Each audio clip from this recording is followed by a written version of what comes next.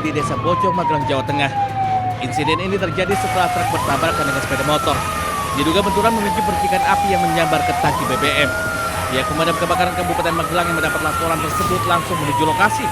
Api berhasil dipadamkan selang kurang dari 1,5 jam dengan menerjunkan sedikitnya 4 unit mobil pemadam kebakaran. Akibat kejadian itu pengendara sepeda motor luka-luka dan harus dirawat di rumah sakit. Kasus tersebut masih diselidiki oleh jajaran Satuan Lalu Lintas Polresta Magelang. Dari Magelang, Jawa Tengah, Puji Hartono, Anyus melaporkan.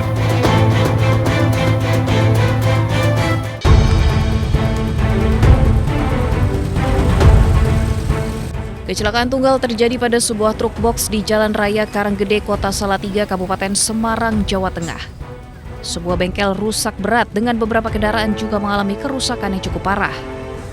Kecelakaan bermula saat truk box yang melaju dari arah Klego, Kabupaten Boyolali menuju Kota Salatiga yang sedang tidak membawa muatan. Jalan menanjak di Dusun Bawangan, Desa Reksosari, Kecamatan Suruh, tidak kuat menanjak dan akhirnya truk ini mundur hingga menabrak sebuah bengkel motor. Benturan keras mengakibatkan bagian bangunan bengkel mengalami kerusakan parah. 4 sepeda motor yang berada di lokasi juga rusak. 2 orang yang ada di lokasi kejadian juga mengalami luka-luka hingga harus dilarikan ke rumah sakit. Jalan aja itu kompresornya langsung anginnya hilang. Berarti udah nanjak lagi? Udah. Terus mundur truknya? Iya, mundur. Pak, ini tadi dari mana mau kemana? Dari Klego mau ke Vitalis Salatiga. Pak, ini kosong muatannya apa? Kosong. Selain menghancurkan bangunan bengkel, kecelakaan ini juga mengakibatkan bagian kabin dan belakang truk mengalami kerusakan. Kerugian akibat insiden ini ditaksir mencapai puluhan juta rupiah. Dari Kota Salatiga, Jawa Tengah, Lurisa Lulu, iNews melaporkan.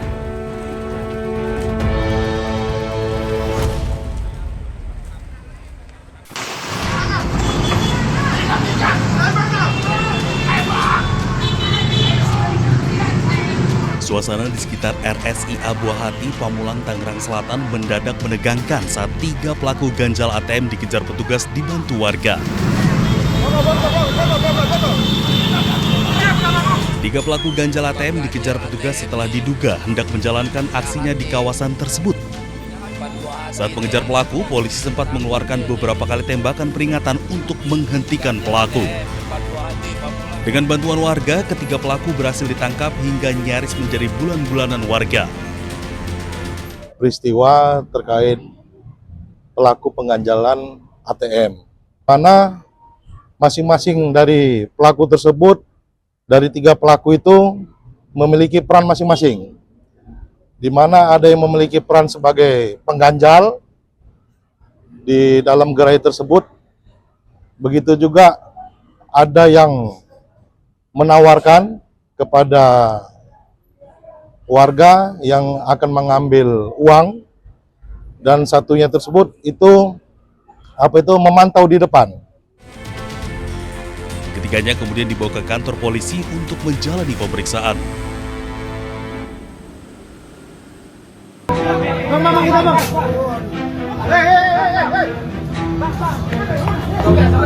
Bentrokan antara kelompok pesilat dan debt kolektor pecah di kawasan Jalan Teguh Umar hingga Jalan Kartini, Surabaya. Peristiwa ini buntut aksi pembacokan terhadap 2 petugas parkir valet di sebuah kafe di Jalan Basuki Rahmat yang terjadi sehari sebelumnya. Bermula saat kelompok debt kolektor mendatangi sebuah kafe untuk menarik sebuah mobil. Namun proses penarikan kendaraan tersebut dicegah oleh petugas keamanan dan parkir valet karena diduga debt kolektor belum dapat menunjukkan dokumen yang sah. Mediasi sempat dilakukan, namun situasi berubah menjadi cekcok hingga berujung bentrokan. Kelompok debt kolektor kemudian kembali ke lokasi dan diduga melakukan penyerangan menggunakan senjata tajam. Akibatnya 2 petugas parkir valet mengalami luka-luka akibat sabetan senjata tajam. Berkomunikasi dengan ketua kelompok salah satu suku, dan alhamdulillah yang bersangkutan bersedia dan kooperatif, sehingga kemarin sore pelaku telah menyerahkan diri ke Polrestabes dan saat ini sedang dalam proses penyidikan. Berapa pelaku, Nan?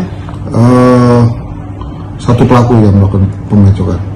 Polisi menyebut salah satu korban pembacokan diketahui memiliki keterkaitan dengan salah satu perguruan silat. Kondisi inilah yang kemudian memicu aksi balasan hingga terjadi bentrokan antar kelompok di kawasan Teguh Umar. Sementara itu pelaku berinisial S telah ditahan di Polrestabes Surabaya. Polisi juga masih mendalami kemungkinan adanya pelaku lain yang terlibat dalam bentrokan tersebut. Jadi kita sampaikan bahwa kita Polrestabes Surabaya ini terus bergerak, pelaku-pelaku yang memang melakukan pidana kita akan proses. Tapi juga saya sampaikan bahwa jangan sampai nanti ada kelompok-kelompok yang melakukan aksi-aksi semacam aksi solidaritas atau keparasan. Percayakan kepada kepolisian untuk melakukan penegakan hukum. Dari Surabaya, Sony Hermawan, iNews melaporkan. Untuk peristiwa tertangkap tangannya sendiri, bahwa jadi pada hari Senin, tanggal 27 Juli 2026 dan hari Selasa tanggal 28 Juli 2026, Saudara GHA atas perintah Saudara Awi melakukan pengumpulan uang hasil memeras beberapa pejabat dan pihak swasta yang berada di lingkungan Pemkab Pemalang, bahwa setelah mengambil uang dari pihak swasta pada hari Selasa tanggal 28 Juli 2026 malam hari, Saudara GHA diamankan oleh tim KPK. Jadi peristiwa tertangkap tangannya di sini di tanggal 28 malam. Kemudian tim KPK juga mengamankan Saudara Awi pada sebuah hotel di Jakarta. Jadi ada beberapa tim yang di Pemalang dan ada yang di Jakarta. Bahwa satu hari sebelumnya pada Senin tanggal 27 Juli malam, tim KPK juga telah melakukan pemantauan secara intensif di Semarang.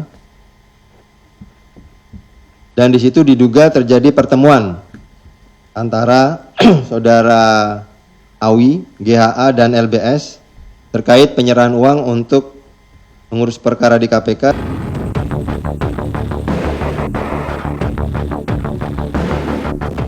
KPK menggeledah dan menyegel 2 rumah di perumahan Mutiara Residence Pemalang serta kantor dinas PUPR Pemalang. Salah satu rumah yang disegel disebut milik seorang kontraktor berinisial O yang diduga kerabat Bupati Pemalang. Pasca OTT KPK, Pemkab Pemalang memastikan aktivitas pemerintahan dan pelayanan publik tetap berjalan normal. Pemkab Pemalang masih menunggu informasi resmi dari KPK. Pagi ini kita masih menunggu informasi yang lebih pasti begitu tentang peristiwa yang terjadi. Tapi yang paling penting kita pastikan dan kita sudah minta kepada semua jajaran untuk kegiatan rutin pelayanan kepada masyarakat untuk dipastikan tetap terus berlangsung dengan baik. Selain menjaring 21 orang, KPK juga menyita uang tunai 2 miliar rupiah dari 3 lokasi penangkapan di Jakarta, Kabupaten Pemalang, dan Kabupaten Purworejo. Dari Pemalang, Jawa Tengah, Suryono Soekarno, iNews melaporkan.